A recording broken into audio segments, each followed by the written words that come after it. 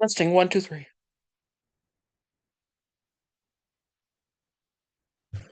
Testing 1, 2, 3.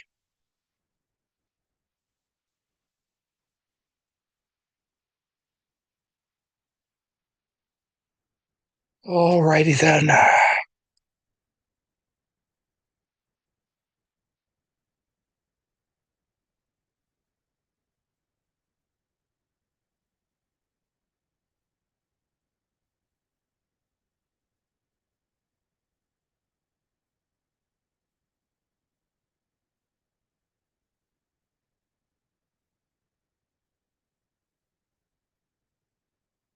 Hey, okay. Welcome to dis&dat 23 October. We're doing Dussel on Marx's economic manuscripts of 1861. We're almost to the end of or I think we actually got to the end of the editor's introduction, and we're in the author's introduction. We can find our place from yesterday.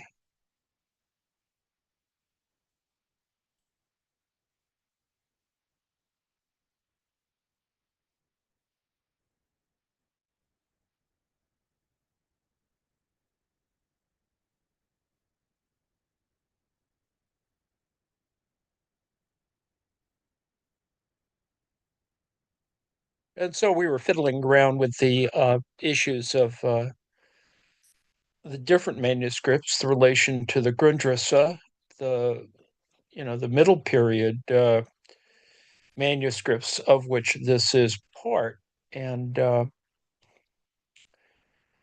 we looked at surplus value yesterday, among other things. I guess we almost got to the end of this.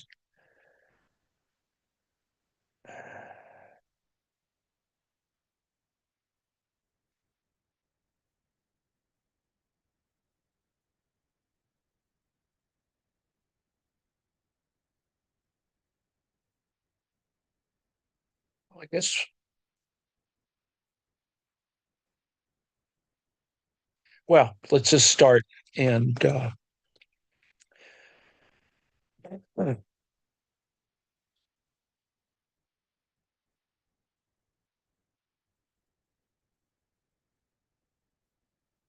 1, Central Notebooks of Chapter 3, The Production Process of Capital. The first 5 notebooks of the manuscripts of 1861 to 63 were written between August 1861 and March 1862. And we looked a little bit through further on here, I think.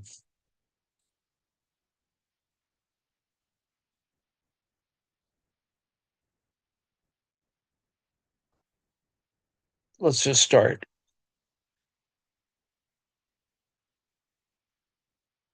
They were written as a perfectly constructed discourse with logical continuity and achieving a certain definite form.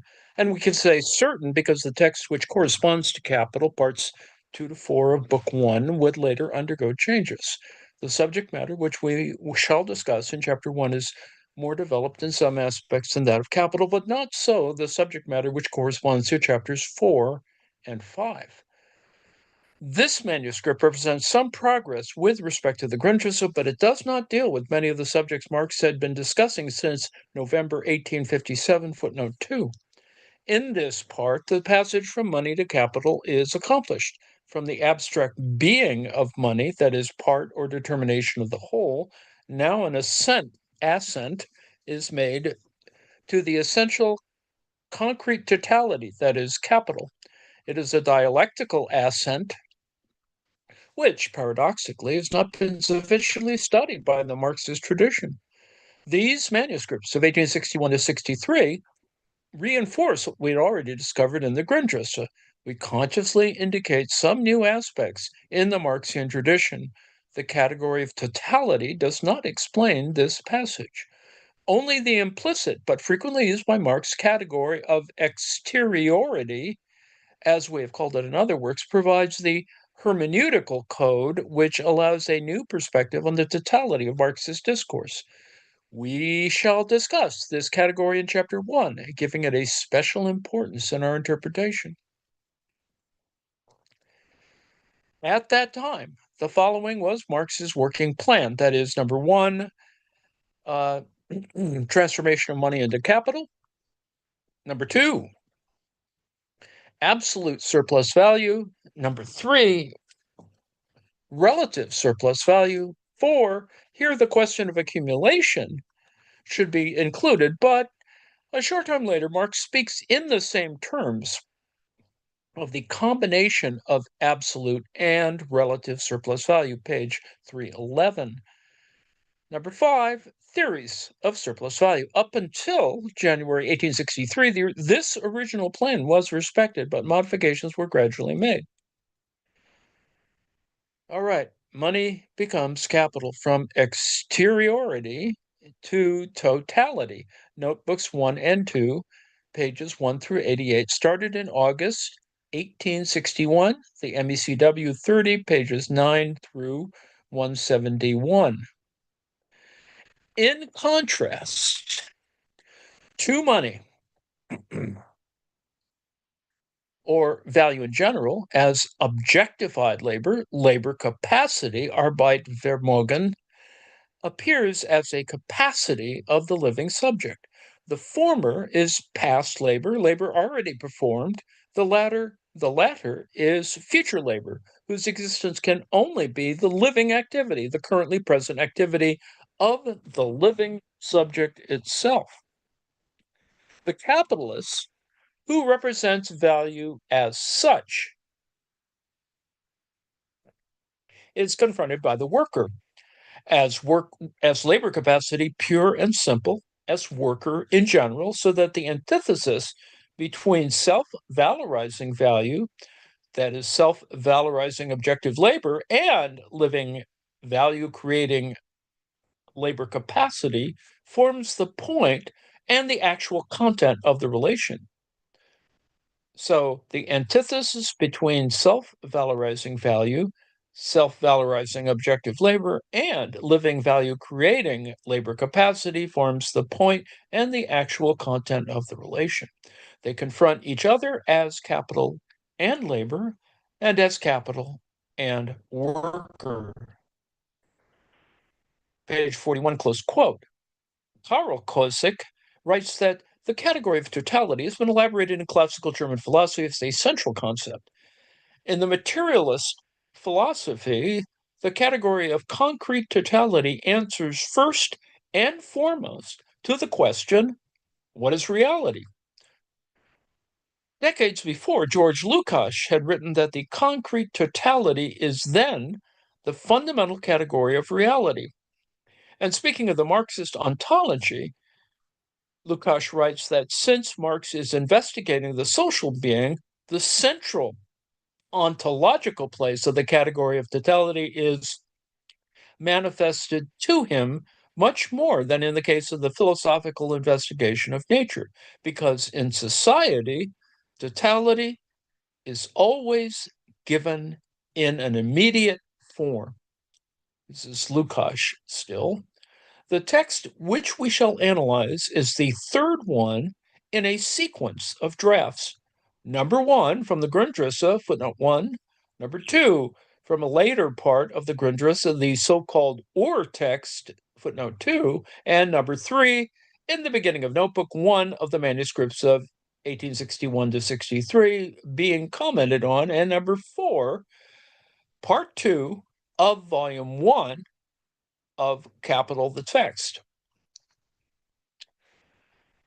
These four successive texts, 1, 2, 3, 4, allow us to affirm that if it's true that totality is the fundamental category in the analysis of capital already given, then only from the category of exteriority, from the reality of the living labor beyond capital, against Kosik's opinion, can one understand the possibility of the original development of capital and the critique of bourgeois political economy. Once capital exists then the totality functions as the ontological category par excellence. In the dialectical process, the appearing or the construction of the development of money into capital must be situated precisely in this from where capital and the critique emerge. If ontology deals with the totality of being, metaphysics or transontology describes the dialectical constitution of totality from the exteriority, from the real reality, as Marx liked to express it, non-tautologically. 1.1, new syllogism, M-C-M. It's the MECW 30, page 9 through 33. Then Marx posed first the transcendental passage of money into capital. In the first place, as in the Grundrisse, commodities become money. Now, the radical transition is made. This is a real metaphysical jump. It seems that in June 1858, in the index for the 7 notebooks, MECW 29, 421 to 3, Marx already had clearly in mind the question of the transition of money into capital. In the same systematic place as the passage of being into essence in Hegel's logic. Hence, in the draft of the 1859 project written in February or March 1859, or afterwards in 1861, according to some authors, there appear references to passages in the Grundrisse on this subject, MECW 29, 518 to 32. In Marx's discourse, this passage has 3 prior moments, which are reflected in the or text in this notebook 1 thing we're looking at now, and which are equally present in the Grundrisse and in Capital, the book. Let us see in this section the first 2 moments, that is M-C-M, the general formula of capital and difficulties derived from the nature of value. To summarize, the discourse follows this path. We start from simple circulation, C, M, C, C-M-C, all caps, selling in order to buy, in which money is only a means of exchange or circulation, the level of appearances or phenomena. But behind the superficial appearance of circulation, CMC, a new formula develops, that is MCM, a new profound movement where the presence of the permanence of a bifacetic, bifacetic subject is discovered. That is, objectively, the same value is permanent and grows only in its quantity. Subjectively, the capitalist as a person is permanently the subject of appropriation of the increasing value. The starting point is a person who is the owner of the money. References to figure 1.1 are between brackets. It is the money owner who makes his money, quote, it is the money owner who makes his money or the value he possesses in the form of money pass through the process, MCM, M1-C1-C2-M2. This movement is the content of his activity, and he therefore appears only as the personification of capital defined in this way as the capitalist. His person, or rather his pocket, is the starting point of capital M, big M, and it is the point of return. He is the conscious vehicle of this process, just as the result of the process is the preservation and increase of value, the self-valorization of value. What forms the content of the movement appears in him as a conscious purpose. A capitalist is the conscious subject of the movement big M dash big C dash big M. Page 19. So we see some discussion of this here, the entrance and exit of money and commodities. the permanence of the subject person, that is the capitalist S1, and the subject value V. So there's S1 on the left here. There is V in all its glory. And the capitalist S1 buys B with money, M1, a commodity C1 from the proprietor S2. So that is the top line here, M1, V1, M1, C1, S2.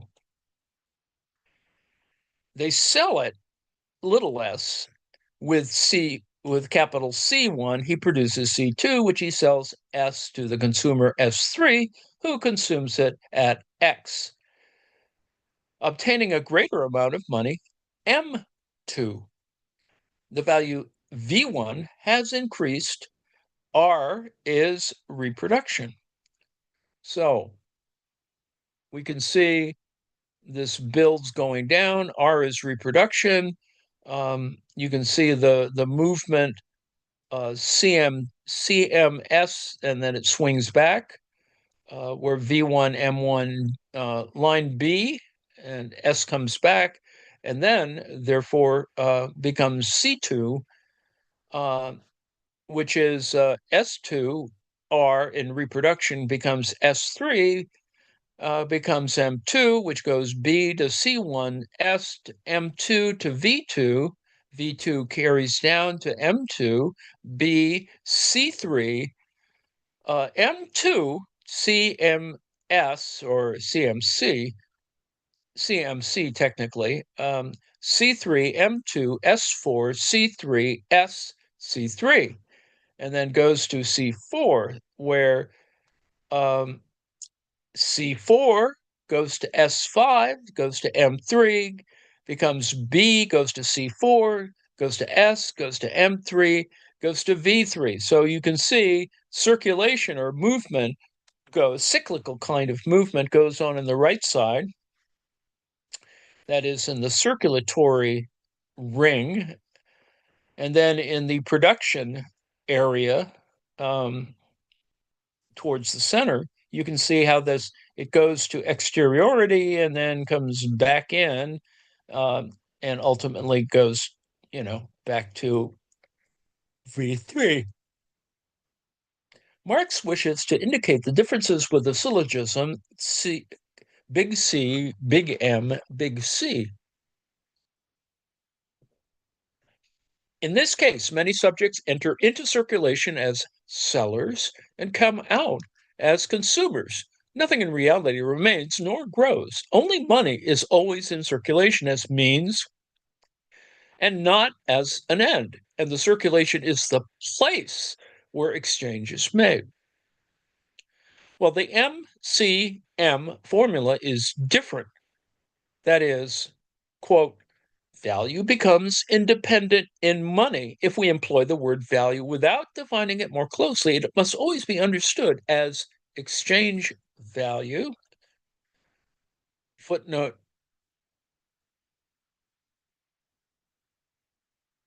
3, hence value emerging from circulation V2 enters again into circulation M2, maintains itself in it, C3, and returns from it multiplied, returns as a greater magnitude of value V3. And I went through that kind of path, starting at the top and then going through this kind of cycle that ultimately gets us down to V3, moving from V1 to V3, M1 to M3, etc. The money which entered into circulation M1 is less than the money coming out from it, M2. Namely, the value V1, which circulates under the form of money, is being increased to V2 in the hands of the capitalist himself, S1. Quote, the value exists first as money, that is, V1 equals M1, and then as commodity, C1, then again as money, M2. The alteration of these forms, therefore, appears as its own process, or in other words, value, as it presents itself here, is value in process, value dash in dash process, the subject of a process. Money and the commodity each appear only as particular forms of existence of the value. Money and commodity thus appear as the forms of existence of value in process, also referred to, or forms of existence of capital. Close quote.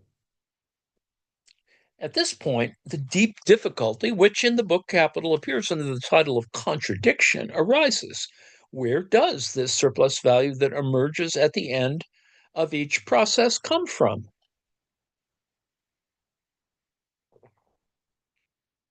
How is value under the form of money M1 greater at the M, that is M2, as a form of V2? Marx argues in different ways and shows that, in fact, commodities are bought and sold at their value.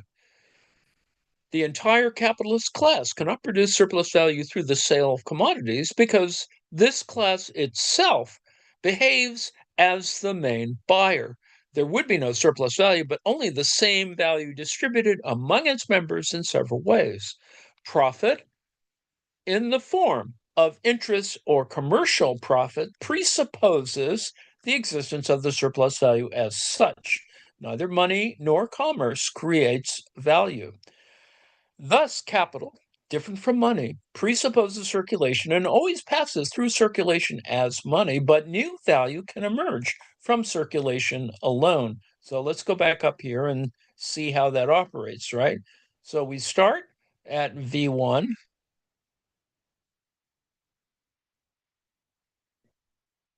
V1, M1, B, and then this movement, X going from C1 to M1 to S2 to back to C1, S, then back to C1, going down to C2, and then going from C2 here to S3, which comes back to M2, B, C2S, M2, right? MCM, right? M2, C2, M2, V2, and etc. I hope you can get that sense of that while there is production, there also is circulation.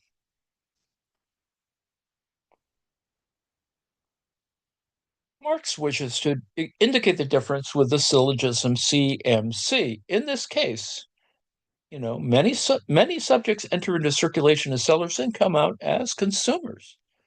So the money which entered into circulation M1 is less than the money coming out from it, M2, namely the value one, which circulates under the form of money, is being increased to V2 in the hands of the capitalist himself, S1. The value exists, quote, the value exists first as money, V1 equals M1, then as commodity, C1, then again as money, M2. The alteration of these forms, therefore, appears as its own process, the subject of a process. That's why there's S1, S2, etc.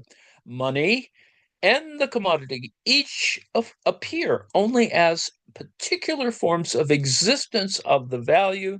Money and commodity thus appear as the forms of existence of value in process or forms of existence of capital, close quote. At this point, the deep difficulty, which in the book Capital appears under the title of contradiction, arises. Where does this surplus value that emerges at the end of each process come from?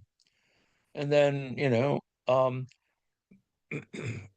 M2 as a form of V2, Marx argues in different ways and shows that, in fact, commodities are bought and sold at their value. The entire capitalist class cannot produce surplus value through the sale of commodities because the class itself behaves as the main buyer. There would be no surplus value, but only the same value distributed among its members in several ways. Profit, in the form of interest or commercial profit, presupposes the existence of the surplus value as such. Neither money nor commerce creates value. Thus, capital, different from money, presupposes circulation and always passes through circulation as money. But new value can emerge from circulation alone. 1.2 face-to-face encounter of the owner of money and the owner of labor. Creative exteriority, MECW 30, pages 33 to 50, etc. Footnote 4. One cannot pass immediately from labor into capital. The mediation of a third moment would be required. That is, value as a moment. When objectified labor posits value and the value is capital, such a passage can be performed.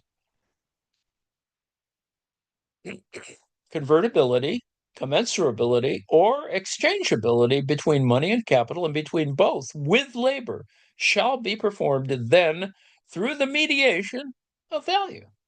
Nonetheless, if this passage is possible because money and capital are value, it is an absurdity that peculiar intervention of the living labor, which is a new concept not used up to this moment, which creates capital as capital. Subsection alpha, exteriority of the creative source of value from the non-capital. In the analysis of the exchange between money and labor, that is, exchange between S1, the capitalist, and S2, the laborer, of figure 1.1, Marx begins from the non-reciprocal nicht Kapital, non-raw materials, non-labor instruments, non-profit means of non-life, non-money, and the text explained below.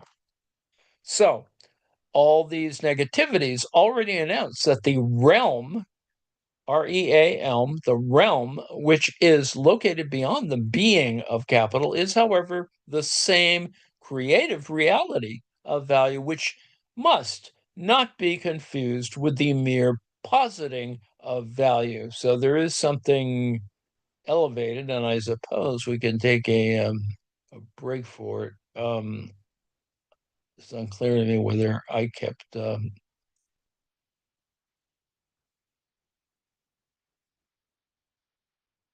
some of this still working through here.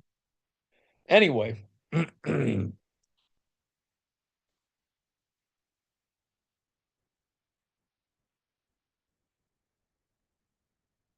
realm which is located beyond the being of capital is, however, the same creative reality of value, which must not be confused with the mere positing of value, namely capital, as Parmenides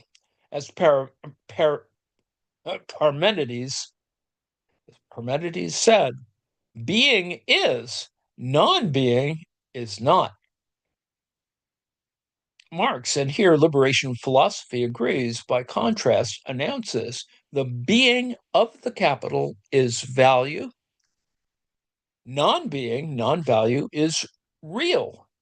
As affirmations of the exteriority, that is, the affirmation of the reality of the non-being, metaphysics transcends ontology, the mere affiliation of being.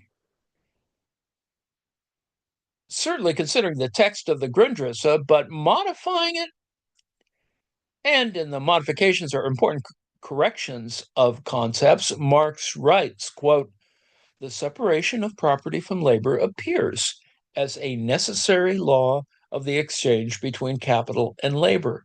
Up to here, it's only the one difference with the Grundrisse, but from this point on, he starts important corrections. As non-capital and not objectified labor, labor capacity appears. Number one, negatively, not raw material, not instrumental labor, not instrument of labor, not product, not means of subsistence, not money. That is, labor separated from all the means of labor, and life from the whole of its objectivity is a mere possibility, that can be arbitrated, obviously. This complete denudation, this possibility of labor devoid of all objectivity, labor capacity as absolute poverty. Footnote 6. The incomplete exclusion of objective wealth. The objectivity possessed by labor capacity is only the bodily existence, the Leiblichkeit of that worker himself, his own objectivity. Number 2, positively not objectified labor. That is the unobjective, this, excuse me,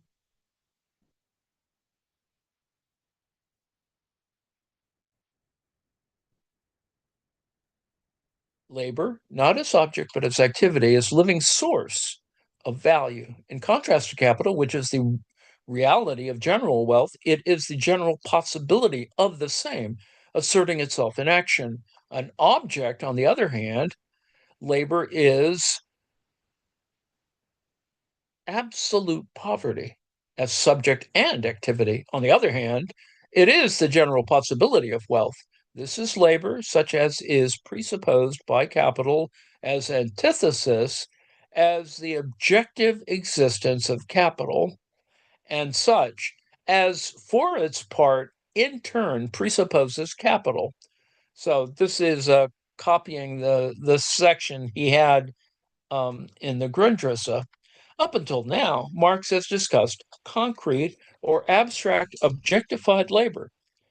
Only here he starts to construct a new category, living labor, lebendige Arbeit.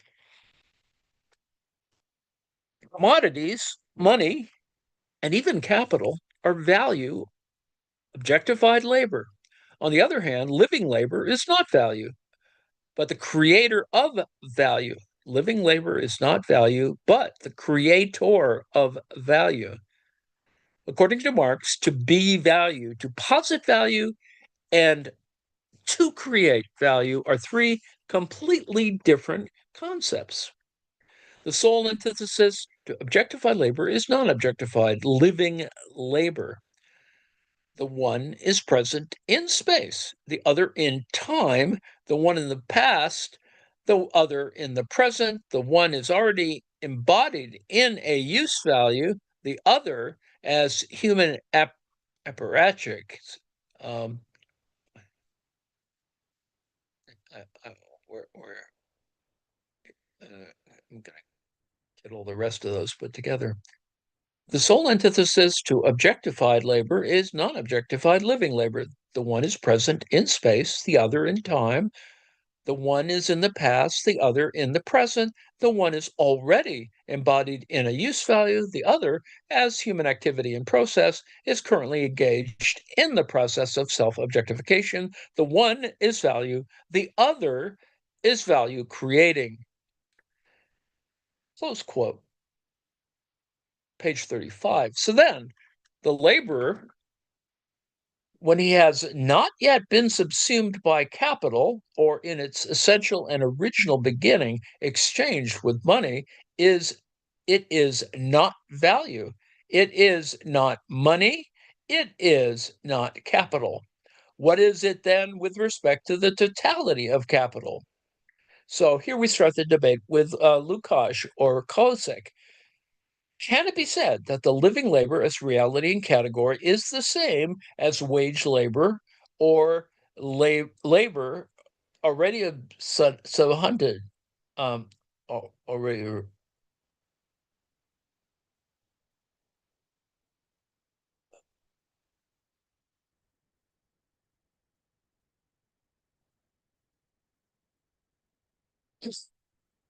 So then the laborer, when he has not yet been subsumed by capital or in its essential and original beginning exchanged with money, it is not value. It is not money.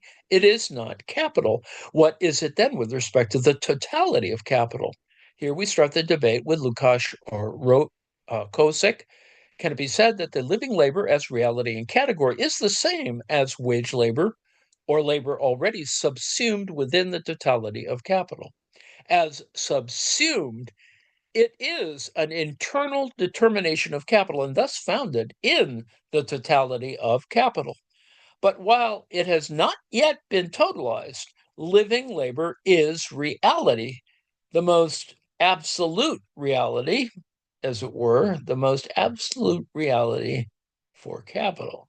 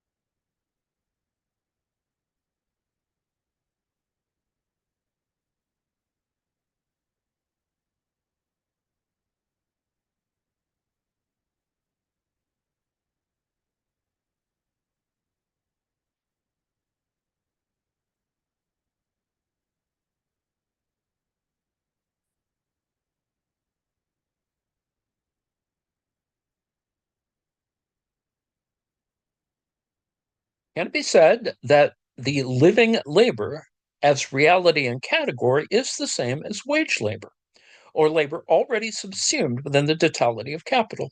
As subsumed, it is an internal determination of capital and thus founded in the totality of capital. But while it has not yet been totalized, living labor is reality, the most absolute reality for Marx, and the measure of all realization, de dash realization in the totality of capital.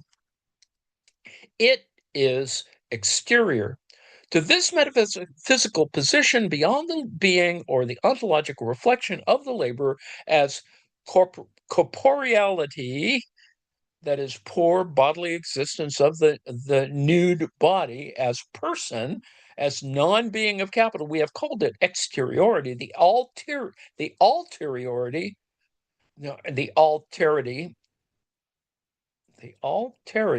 of the other than capital, big O, other than capital. To be other, quote unquote, than the totality of capital is to still be in the exteriority. Now, from this exterior alterity, on the other hand, is where the theoretical critique of Marx begins, as we shall often see in comments below. If the exteriority of the living labor did not exist beyond capital, then capital would not exist. Where would its value come from? Thus, to posit Setzen from capital, from the ground, the Grund of the totality, is not the same as giving essence to value from the non-capital, the non-being of capital from the non-value, from the nothingness, as Marx liked to write from the manuscripts of 1844, to the texts regarding the fetishism of capital at the end of Book 3 of Capital. The book, yes.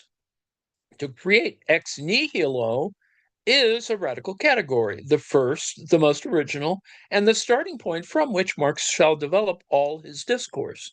Either I am wrong, and then Lukács or Kosik and many others are right, or they are wrong, and hence all of Marx has to be interpreted in some other form. We have read in detail all the Gurdjieff, these manuscripts of 61, 63, and the three books of Capital, and we have not found any contradiction in the concept of creation herein being supported. This seems not right. But anyway, we have read in detail all the Gurdjieff, the manuscripts of 1861 to 3, and the three books of Capital. We've not found any contradiction in the concept of creation herein being discussed. The exteriority of living labor with respect to the totality of capital is the conditio sine qua non for the total comprehension of Marx's discourse. From this moment on, I shall refer on many occasions to the living labor. It will become the obligatory realm of all of his arguments, and the radical place beyond the bourgeois perspective. Now, not to understand the absolute position, the only real absolute in the totality of Marxist thought, and the ethical rule of all of his ethical judgments of living labor, of the actuality of the laborer's corporeality, or in other words, the person or subjectivity of the laborer, will lead bourgeois economics and its philosophies as philosophies of domination to fall into necessary hermeneutic mistakes. The truth of Marx's analysis rests on and departs from the real reality of the other, different from capital. The living labor as actuality, as creator of value or source of all human wealth in general, not only capitalists.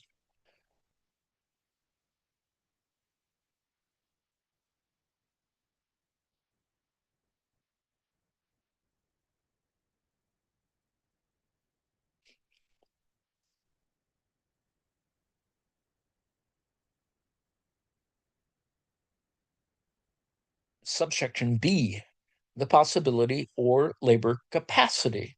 In the Marxist tradition, most of the time, the term labor power or productive power is used. Marx in the Grundrisse and in these manuscripts, and also afterwards in manuscripts of 63 to 65, clearly distinguishes between labor power and labor capacity. Well, let us now look at labor capacity in its antithesis to the commodity which confronts it in the form of money, or in its antithesis to objectified labor in value, which is personified in the money owner or capitalist. Labor capacity appears on the one hand as absolute poverty, that is, of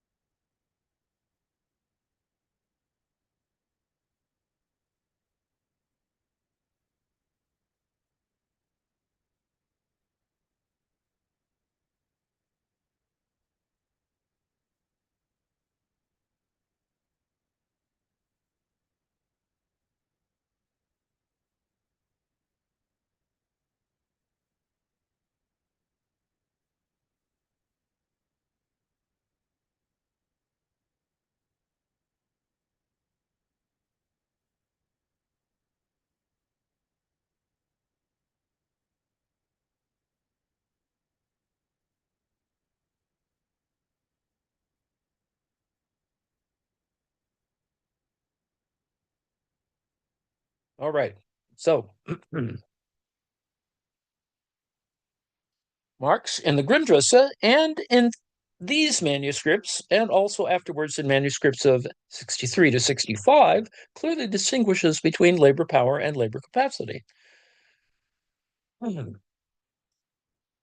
Quote, let's now look at labor capacity in the antithesis to the commodity which confronts it in the form of money, or in its antithesis to objectified labor, to value which is personified in the money owner or capitalist. Labor capacity appears on the one hand as absolute poverty. As such, conceptually speaking, he is a pauper. He is the personification and repository of this capacity which exists for itself in isolation from its objectivity. On the other hand, the social form of this wealth, exchange value, is nothing but a particular social form of the objective labor obtained in the use values, close quote. For Marx, the exteriority of the living labor faces money or capital, which is nothing but labor, already objectified and passed as potency, but potency as what is possible in the future, and also as power or activity which produces objects.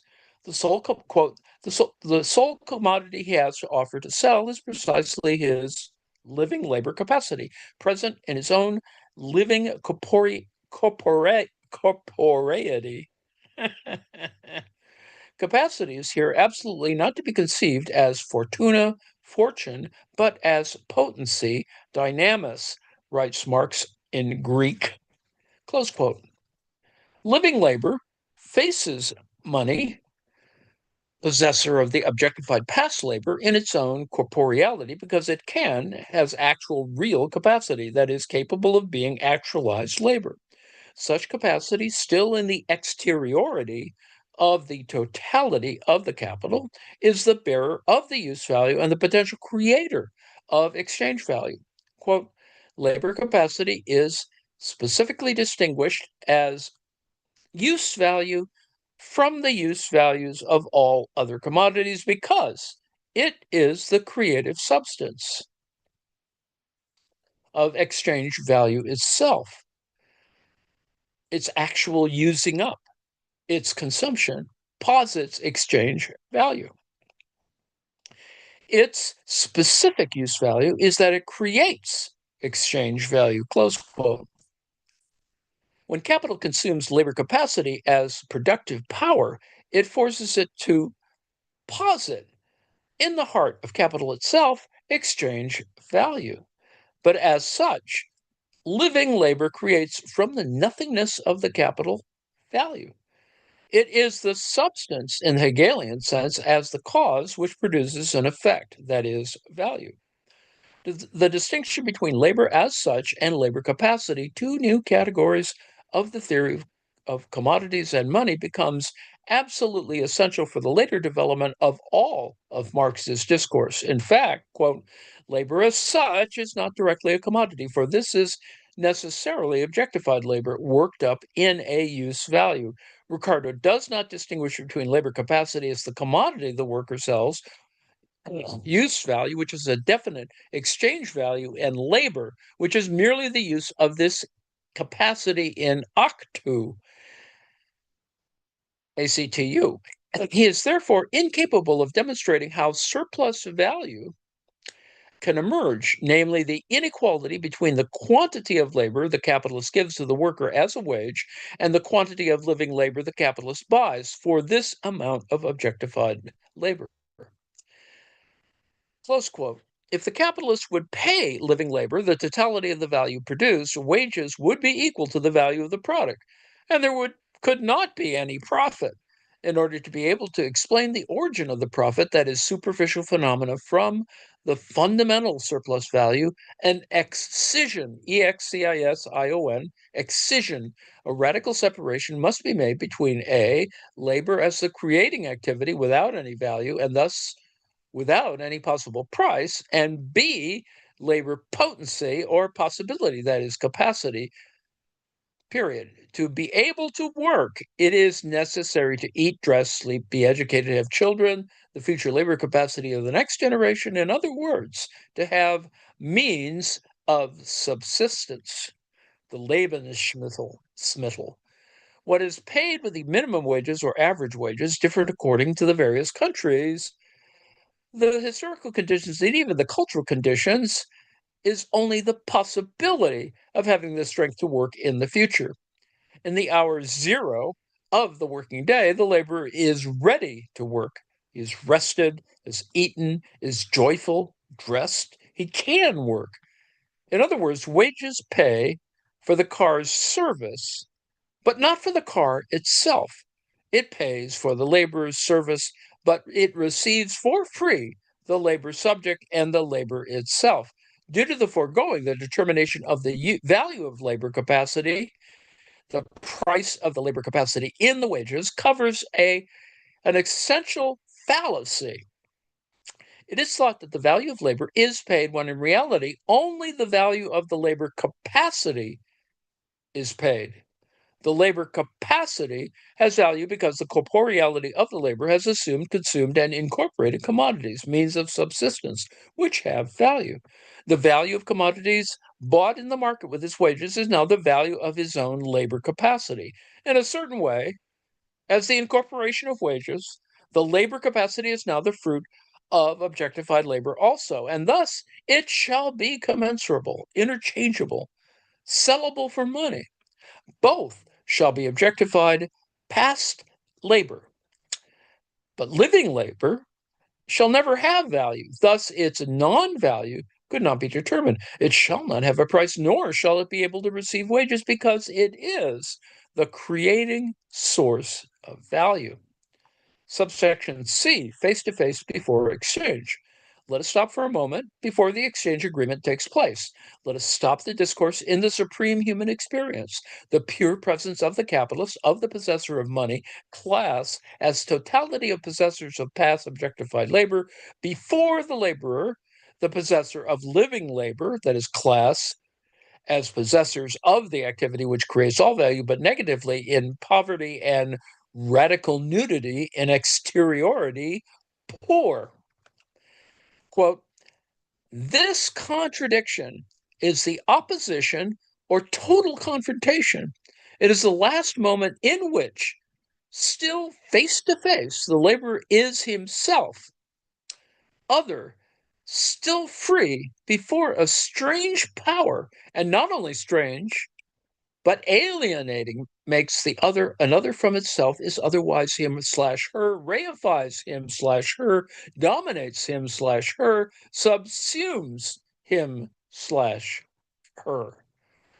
Still quote, the fact that the worker placed face to face with money offers his labor capacity for sale as a commodity implies, number one, that the conditions of labor, the objective conditions of labor, confront him as alien powers, alienated conditions,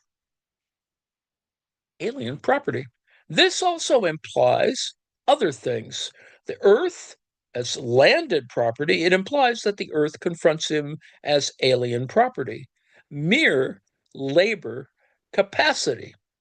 That's all number one.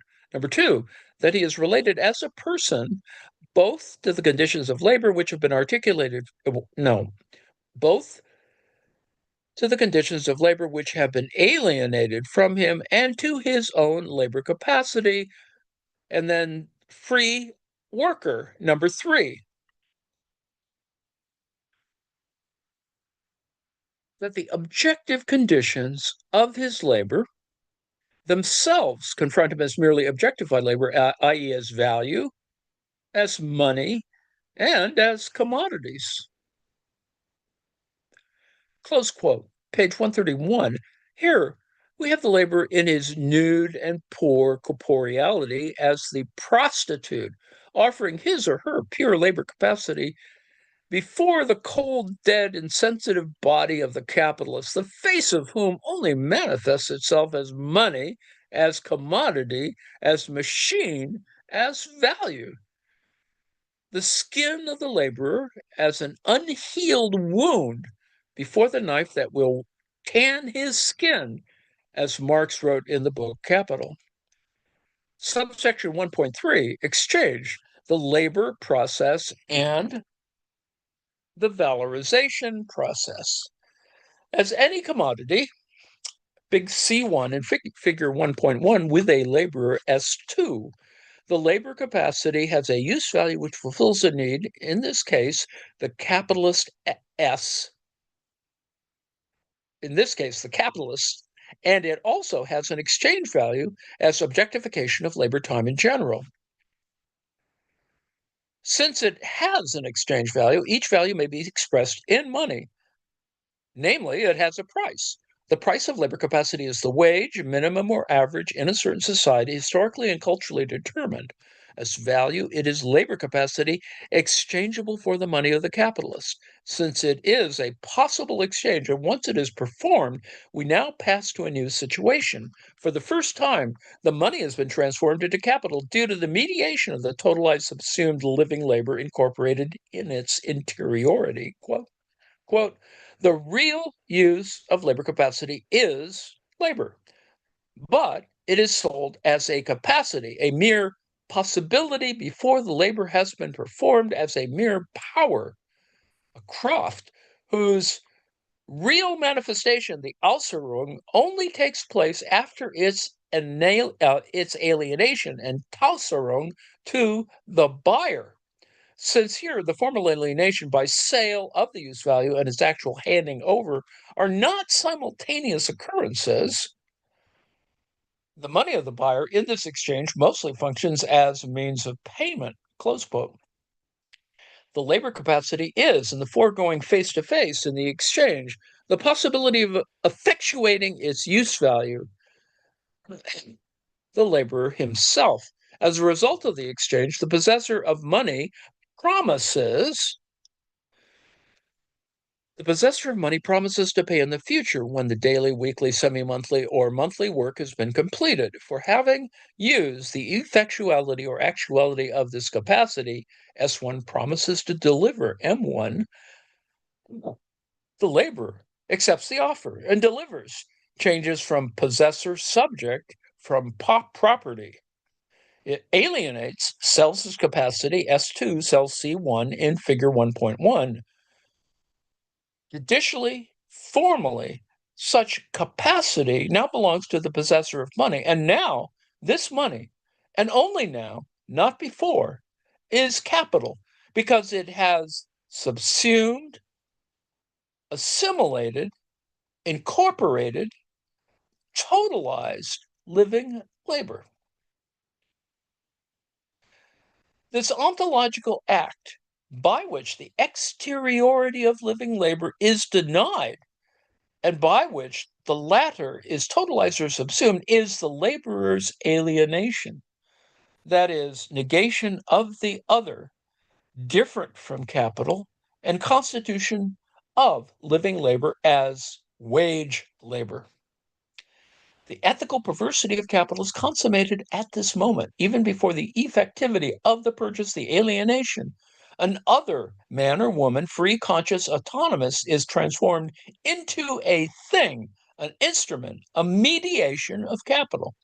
From this moment on, the category of totality starts to fulfill its hermeneutical function, but not before, and it will never be Marx's original nor radical category. Once alienated, subsumed, intratotalized in capital, labor capacity or possibility passes to its act, to its actuality, to its effective use. The potency becomes act. Only at this moment capacity becomes power. From labor capacity, now it is labor power. The new and distinct category means then the passage to the effective actualization of labor as such, as the effectively productive power, but not before. Once labor has been alienated as an essential determination of capital, S2 is the same C1 in a productive moment of capital. The labor as capital, then its demiurgic task of producing a new commodity starts the passage from C1 to C2. Quote, after the owner of money has bought labor capacity, he applies it as use value, consumes it. But the realization, the actual use of labor capacity is living labor itself. The consumption process of this specific commodity is the labor process, the Arbeitsprozess itself, just as the investigation of the use values of commodities as such belongs in commercial knowledge, so the investigation of the labor process in its reality belongs in technology. Close quote. The labor process itself appears in its general form, hence still in no specific economic determinateness. Close quote. It is the case, then, of the material, concrete, technical laboring matter. It is the real everyday labor that uses material, that imprints a form, that produces a product for necessities, that expands the physical, biological force of the laborer, also his spiritual force. It is abstracted from all historical consideration, from all relation with a social formation. It is the living labor materially used, producing the product in its real form with its use value, the material content, the Stofflichen Inhalt of wealth, working process as capital, as subsumed, bought, alienated, but formally, economically, namely practically, ethically, in the person to person relation or in the social relation, the material working process is also subsumed in the valorization process. Concrete labor, notwithstanding the time and social formation, is now determined as social labor in the capitalist sense of the word, no longer produces only materially a product with a use value, but also now it posits surplus value. According to Marx, deposit value is not the same as deposit more value, new value, to valorize. Labor that valorizes is a specific type of labor, social labor, which, as we've said, is neither command labor nor living labor as such. Marx here poses the question at three levels: the abstract type of labor that produces value in the formal sense, the creation of more value or new value, the valorization process, and the unity of the working and valorization process, which, in the formal subsumption of the former into the latter, is now capitalist production, properly speaking. In the first place, the valorization process presupposes the social abstract labor which posits value. Firstly, in accordance with its substance, spinning creates value, not as this concrete, specific, materially determined labor of spinning, but as labor in general, abstract, equal, social labor. Therefore, it does not create value to the extent that it is materialtor, a materialization of social labor in general, close quote. Any work is, in particular, determined, concrete material, useful with ends, qualitative, specific, etc., and it is then opposed to labor in general, abstract, equal, quantitative, average, social, etc. The latter is the one that posits value as objectification of the labor time of an isolated individual, both in the division of the labor in the workplace and in the market as buyer. This individual is social, thanks to capital. Afterwards, Marx starts to analyze value, no longer from its substance or productive cause, that is labor, but from circulation, from value to price, that is cost.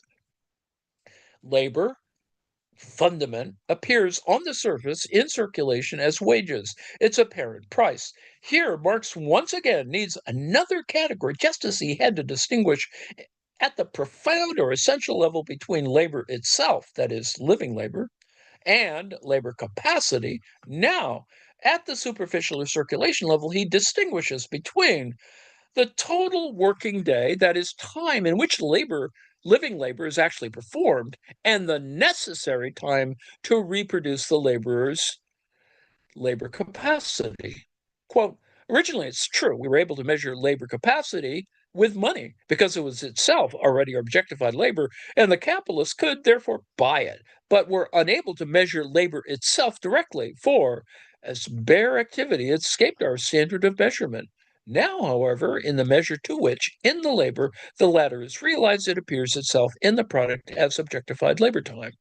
In other words, the total value of the product is the value actually created by living labor.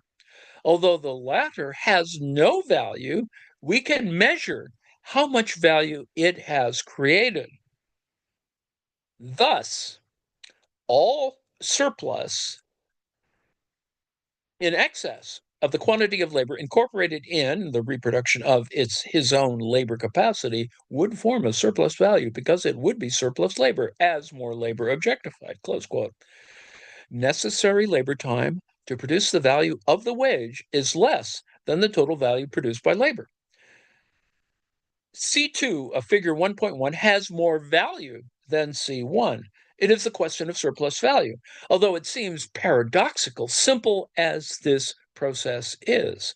It has so far been very little understood. Everyone else has been wrong on this crucial question. Quote, the bourgeois economists have never been able to reconcile surplus value with the law of equivalence they themselves have postulated. The socialists have always held on to this contradiction and harped on it instead of understanding the specific nature of this commodity, labor capacity, whose use value is itself the activity which creates exchange value, close quote. Marx has advanced very much in clarity with respect to Grundrisse. Now he explains the formal subsumption of the working process in the valorization process, and thus appears the capitalist production process, properly speaking. Quote, within capitalist production, the relationship between the working process and the valorization process is that the latter, valorization, appears as the purpose, the former only as the means.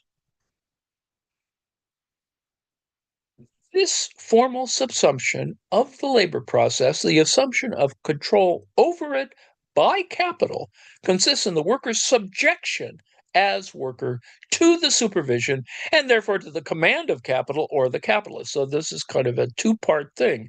That is the difference between working process and valorization process. One is purpose, the other is the means.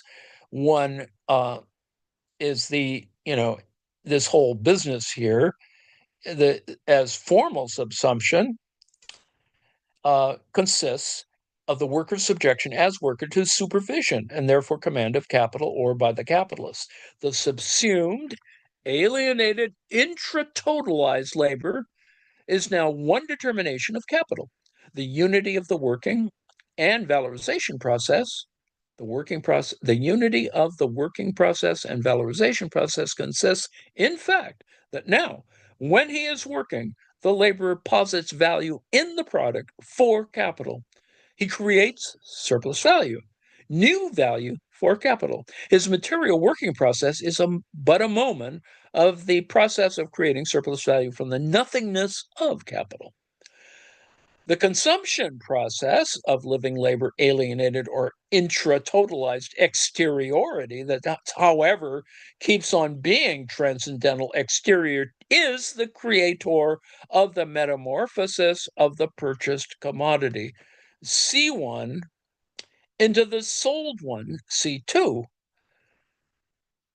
Value valorizes itself. Self-valorization, right? Value valorizes itself. Capital is productive capital. Marx ends with a reflection on the production cost. This can be the necessary cost in total labor time to produce the product, constant variable capital and surplus value, or only what has been spent or invested by the capitalist, the value of the product less the surplus value. The first is called, for now anyway, the real production cost. The second is the production cost for capital. So you differentiate between real production cost and production cost for capital. But there is still production cost of the labor capacity, which has a completely different meaning. Let me stop there. We're at 1.4, where we will tomorrow, I guess, discuss the two component parts of capital. I was hopefully going to get to a different thing, but we won't get there. And we may discuss that in a different context. So we are at the bottom of page 15 in the Dussel text. And let me go to come on,